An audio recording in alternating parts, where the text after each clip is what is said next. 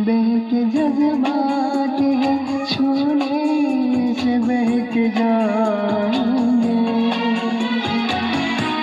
ऐसे हालात में हम दोनों बहक जाएंगे। बन के तूफान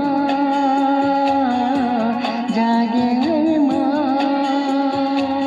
दिल की शम्मा न भड़क जाए।